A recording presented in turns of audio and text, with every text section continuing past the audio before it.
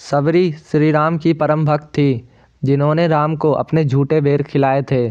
सबरी का असली नाम श्रमणा था। वह भील समुदाय के सवर जाति से संबंध रखती थी। इसी कारण कालांतर में उनका नाम सबरी पड़ा। उनके पिता भीलों के मुखिया थे। श्रमणा का विवाह एक भील कुमार से तय हुआ था। विवाह से पहले कई सौ पशु बलि के लिए लाए गए, जिन्हें देख श्रमणा बहुत आहत हुई।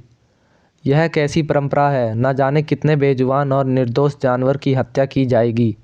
इस कारण सबरी विवाह से एक दिन पूर्व भाग गई और दंडकारण्य वन में पहुंच गई। दंडकारण्य में मातंग ऋषि तपस्या किया करते थे। श्रमणा उनकी सेवा तो करना चाहती थी, पर वह भील जाति की होने के कारण उसे अवसर न मिलने का आदेश था।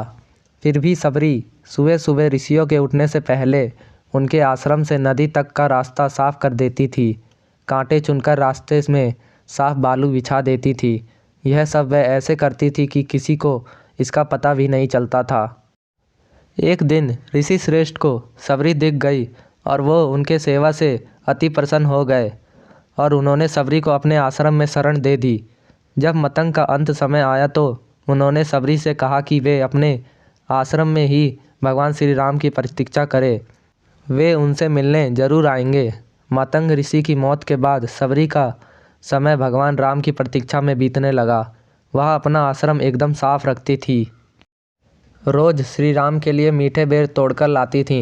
बेर में कीड़े ना हो और वह खट्टे ना हो, इसके लिए वह एक एक बेर चक्कर तोड़ती थी। ऐसा करते करते कई साल बीत गए। एक दिन सबरी को पता चला कि दो सुंदर युवक उन्हें ढूंढ रहे हैं। वे समझ गईं कि उनके प्रभु राम आ गए हैं। उस समय तक वह वृद्ध हो चली थी, लेकिन राम के आने की खबर सुनते ही उनमें चुस्ती आ गई और वह भागती हुई अपने राम के पास पहुंची और उन्हें घर लेकर आई और उनके पांव धोकर उनको बैठने को कहा। अपने तोड़े हुए मीठे बेर राम को दिए।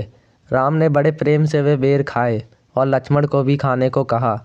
लक्ष्मण को झूठे बेर खाने में संकोच हो रहा था।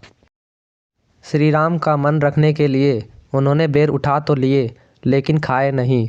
इसका परिणाम यह हुआ कि राम रावण युद्ध में जब शक्ति बाण का प्रयोग किया गया तो वे मूर्छित हो गए थे। तब इन्हीं बेर की बनी हुई संजीवनी बूटी उनके काम आई थी। यह है माता सबरी की पूर्ण कथा।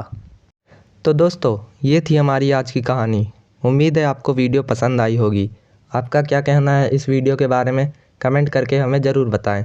वीडियो को लाइक कर लीजिए और इसी तरह की कहानी लगातार देखने के लिए हमारे चैनल को सब्सक्राइब कर लीजिए, ताकि आने वाली वीडियो का नोटिफिकेशन आपके पास पहुंच जाए।